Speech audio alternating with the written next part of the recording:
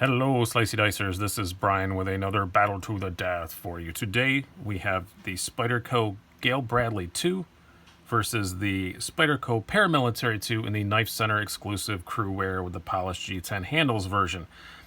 Now, this is the second part in our kind of Taiwan versus US Spyderco battle thing. I wanted to pick some Spydercos that are similar, but one is a Taiwan-made version, one is a USA-made version. Reason being, people say the Taichung Taiwan Spydercos are a bit nicer. I say that myself. They usually are. And just compare them to a similar sized and priced model from the US. As far as price, you can't get any more similar than these two. They are exactly the same price. They are both $155.97.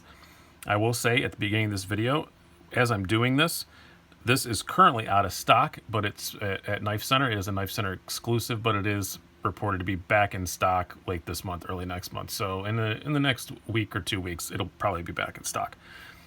Get that out of the way just to say this is an exclusive model. Another thing that makes these two very similar is they are both using tool steel blades, M4 on the Gayle Bradley 2, Cruwear on the PM2, and so they're very similar in that way as well. As I said, very similar size, and they're also similar in that I like them both, and I carry them a whole lot. I think actually they may have both been in my last most carried for the last time I did a monthly thing. Both knives I really do enjoy a whole lot.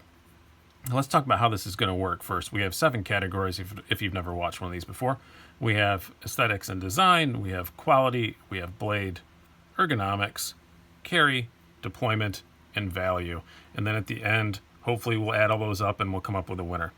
It's going to be a tough one with this one, though, I can tell you that. Let's get going with some stats first before we get too much farther. We will start out with the Gayle Bradley 2.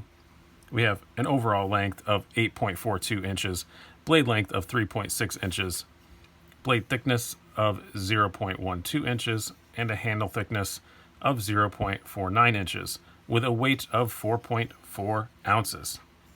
Let's move on to the Paramilitary 2. A lot of us know these stats by heart. I think this knife is so popular. We have overall length of 8.3 inches, blade length of 3.45 inches, a blade thickness of 0.14 inches, handle thickness of 0.46, and a weight of 3.75 ounces. So pretty similar in most respects. All right. Let's move on and start into some actual scored categories. Aesthetics and design, the first one. This one is a bit tough. I wouldn't call either of these knives gorgeous.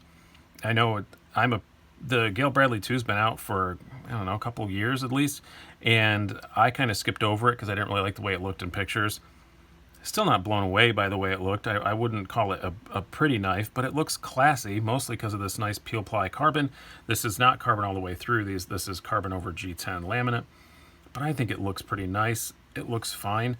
And the PM2 is one that initially, it's not going to win any looker contests either, but it's grown on me over the years, and I do think it's a good looking knife now, and I really like the look of this polished G10 that the Knifecenter exclusive has. I think it looks pretty nice. It doesn't look quite as classy as the peel ply carbon, but it looks pretty good. So I'm gonna have to call this one a tie. I'm not really sure. I don't think either of them are gonna win a whole lot of beauty contests, but they both look fine.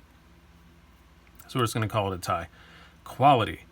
Now everybody says that the Taichung made Spydercos are just a bit nicer made than the US ones. I would say that's usually true. And I would say it's probably true here. It's an unquantifiable thing, and it's partly the design. I get that, but this just feels like a much more solid quality piece than the PM2 does. The PM2 doesn't feel bad by any means. There's nothing wrong with it, but there's just something about the GB2 that just feels like a really high quality knife, where this feels like $160 knife, which is what it costs, so that's fine. But this feels like a $220 knife. It just feels really, really nice. Just little things like, you know, the way the machining is done on the blade and everything, just little touches that just look really nice. I love the finish that Taichung uses on their pocket clips. It's a beautifully made knife. where this is a really well-made knife, this is just a beautifully made knife. So, got to give a slight edge to the GB2 in that category. Next up, blade. This one for me is the Gayle Bradley 2 all day. This is an awesome blade. Gayle Bradley, the designer of this knife, competes in those blade sports things. He knows how to make a knife that can cut. He wins them all the time, and you can tell with this blade. It's got a nice full flat grind, very thin behind the edge. It's like, I think it was 18 thousandths behind the edge. Thin blade stock, but he still does a good job of this swedge here to make sure you still have enough tip for some piercing and stuff. This is an awesome hardworking blade. M4 steel, great steel. Pretty easy win in my mind to the Gayle Bradley 2. Now the PM2, everybody loves the blade in the PM2 also. It's still a pretty good slicer. It's not thick behind the edge. I think it was 21 thousandths behind the edge, but you get a little bit thicker blade stock and a full flat grind as opposed to the hollow. The tip isn't as robust. It's just, Cruwear is also, Cruwear is honestly one of my favorite steels. If this was Cruwear, I'd still give it to that. M4 I think has a bit more edge retention, but it has even a bit less stainless than the Cruwear. Cruwear is really not that much worse than like D2 or something like that. But I keep these both. I use the Aegis stuff, by the way. If you're looking at either of these knives, get this stuff. It works awesome to protect your knives from getting corroded. But I digress for a moment. Great blade. This is just an awesome blade. This is a truly awesome blade design. And so win to the Gayle Bradley on that one. Ergonomics. Probably even an easier win for the PM2 than the Gayle Bradley won the last category. There's nothing wrong with the Gayle Bradley's ergonomics. These liners sit a bit proud and you can feel them a little bit, but the jimping's well placed. It fits in your hand well. There's nothing really wrong with it. No real hot spots or anything. But the PM2 is known to have awesome ergonomics for a reason. It does, no matter where you grab it. It just fits in the hand superbly well. Nice forward finger choils. I like to be able to choke up on a blade. You know, if you get over 3 1/4 or so, I do really like to be able to choke up on it. I think that's handy. Again, no hot spots. Some people will say this particular version, people will complain about the polished G10 because it is very slick, but the design of the knife, the ergonomics are designed so well that in my opinion, that doesn't really matter.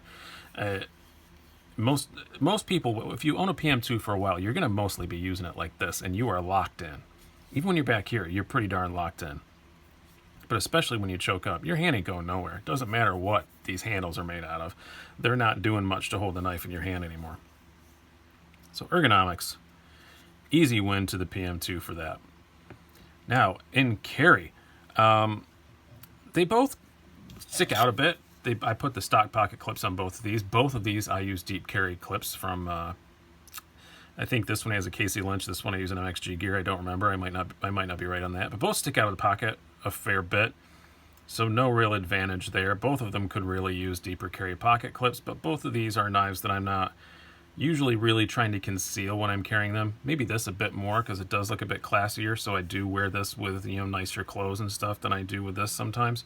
This looks a bit more tactical than the GB2 does, so I can see why you would occasionally carry this as a gentleman's knife, a large gentleman's knife, but gentlemanly nonetheless.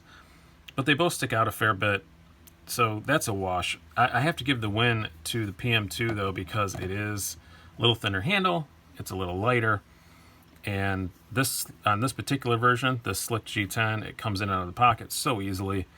Got to give a win to the PM2 on that. Although this doesn't carry badly at all. This is taller in your pocket, you will notice that, but still, I think the overall, I got to give it to the PM2. You can see it's not a dramatic difference. This is a little less high in your pocket, but it's not much. Now, deployment. Really nice liner lock on this, running on bronze washers. It's really smooth for a liner lock. It's really nice. I will say, closing it, the jimping is very sharp, and I wish they would have done a bit of a cutout more here so you could really engage that lock bar more. So I got to give it to the PM2 because the PM2 is a compression lock. This is a really nice liner lock. It works great, except for that jimping's a bit more extreme. But the compression lock is just fun. You can open and close it so many ways, and especially on this one. I don't know what it is. This is one of the smoothest running PM2s I've ever had. And you can engage the Spidey hole in more ways. You can engage the Spidey hole both ways on this too. You can thumb flick it, you can Spidey flick it, but it's much harder to get your finger in on there because it's half covered up by this that finger indentation. So deployment, very easy to the PM2, super easy. Now value, I'm gonna say you get a lot. I think you get a little bit nicer materials and stuff on the GB2 than you do on the PM2. Especially the M4 steel is usually costs a bit more than the Cruwear. The M4 steel Spydercos, when they come out in the sprint runs, are usually really highly sought after. This is a production Spyderco that with M4 you can just go buy, which is really nice. You get it's kind of fake carbon fiber, but it looks really nice. I'm gonna say slightly on value to the GB2, but I don't know. This is the best value you can get in a Paramilitary 2. There are Paramilitary 2s that cost a lot more than this that aren't as nice. My favorite production one I have is the Blurple S110V. That's like $166. It's more expensive than this, and this has Cruwear, these nice polished G10 scales. That's what's cool about the dealer exclusives you get, or the distributor exclusives. Sometimes they're better values than the production ones. Usually they're a lot more expensive, but sometimes you get ones like this. The S35VN version that's out now again too with the brown G10. I think that's exactly the same price as this. So it's,